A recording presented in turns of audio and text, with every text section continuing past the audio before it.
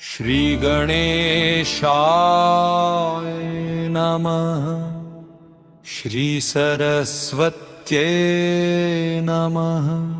श्री गुरुभ्यो नमः। श्री इष्टदेवताभ्यो नमः। श्री कुलदेवताभ्यो नमः। वक्रतुण्ड महाकाय सूर्यकोटि समप्रभ निर्विघ्नं कुरु मे देव सर्वकार्येषु सर्वदा।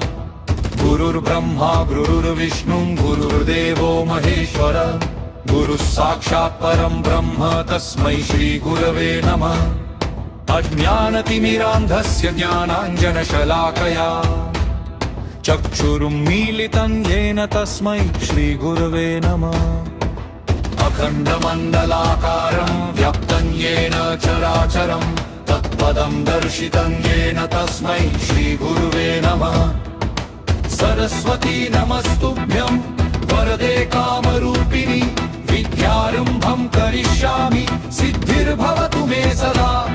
या कुन्देन्दुतूषारहारधवला या शुभ्रवस्त्रावृता या वीणावरदण्डमण्डितकरा या श्वेतपद्मासना या ब्रह्माच्युतशङ्कर प्रभृतिभिर्देवैः सदा वन्दिता सा मा पातु सरस्वती भगवती निःशेषजाड्यापहा। ॐ सर्वमङ्गलमाङ्गल्ये शिवे सर्वार्थसाधिके शरण्ये त्र्यम्बके गौरी नारायणि नमोऽस्तुते। मङ्गलं भगवान् विष्णु मङ्गलं गरुडध्वज मङ्गलं पुण्डरीकाक्ष मङ्गलायतनो हरि। शान्ताकारं भुजगशयनं पद्मनाभं सुरेशं विश्वाधारं गगनसदृशं मेघवर्णं शुभाङ्गं लक्ष्मीकान्तं कमलनयनं योगिभिर्ध्यानगम्यं वन्दे विष्णुं भवभयहरं सर्वलोकैकनाथं।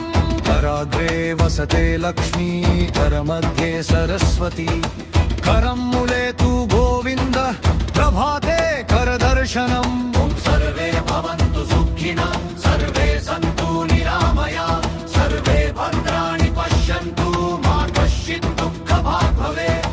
विद्या ददाति विनयं विनयाद् याति पात्रताम् पात्रत्वात् धनमाप्नोति धनात् धर्मं ततः सुखम्।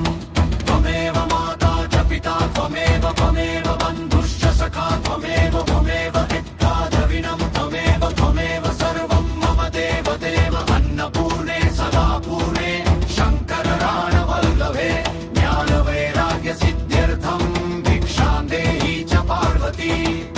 ॐ त्र्यम्बकं यजामहे सुगन्धिं पुष्टिवर्धनम् उर्वारुकमिव बन्धनान् मृत्योर्मुक्षीयमामृता।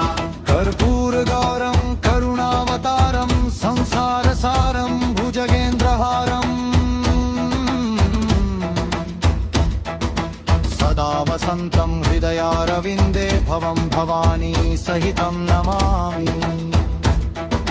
मनोजवं मारुततुल्यवेगं जितेन्द्रियं बुद्धिमतां वरिष्ठवातात्मजं वानरयूथमुख्यं श्रीरामदूतं शरणं प्रपद्ये।